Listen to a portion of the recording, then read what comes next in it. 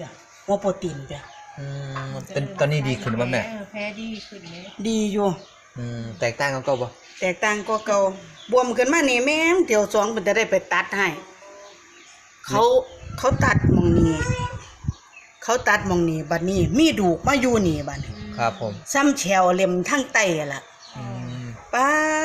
ด เอาออกบ่เหมือน ครับผมตอนนี้ เขาบ่เบิด ปัจจุบันน่ะคุณแม่เนี่ยว่ามั่นใจว่าดีขึ้นบ่ ดีขึ้นจ้ะ น้ำหนองออกหลาย ว่า บ่ เคย น้ำน้องออกหลายต้องกิน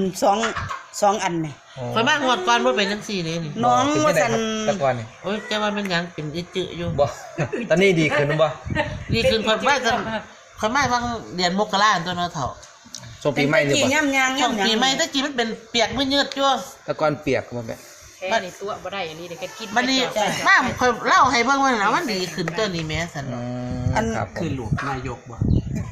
กี่วันครับ ครับผม จ้ะ คุณแม่ซื้อหยังนะ ซื้ออันคุณหลายๆคุณศิลป์คำพรจ้ะซื้อเหรียญซื้อหรือจ้ะบ้านน้องแปด บ้านหน้องแปนอำเภ จ้ะ อ เอาเนื้อ อำเภอหนองเรือ จังหวัดขอนแก่นนะครับ จ้ะตำบลจระเข้อำเภอหนองเรือจังหวัดขอนแก่น ครับผม ดีผู้ใดได้กินนี่ให้ว่าดีโลด แฮปปี้วันนะ จ้ะดีตั้งแต่กี้โอ้บาง2 อาทิตย์ก่อนนั่นไปมันจะดีขึ้นเลยนี่ ครับไปหาหมอคนบ้านนี่เลยบ่ซุ่มไปโรงพยาบาล บ่ไปเลย บ่ไปแล้วบ่ จ้ะบ่ไปเลยคันไปก็มีแต่ตะขวดอย่างเดียว แพ้เบาหวานบ่ จ้ะ ครับ ก็เลยบ่ไป ไปหาหมอเขา ล่าเองคุณแม่นบ่ จ้ะ ล่างเองมันปัจจุบั ล้าน งเองจ้ะ เกี่ยว ล้างเองคันไปหาหมอโอ้ยบ่เป็นจังซี่ดอก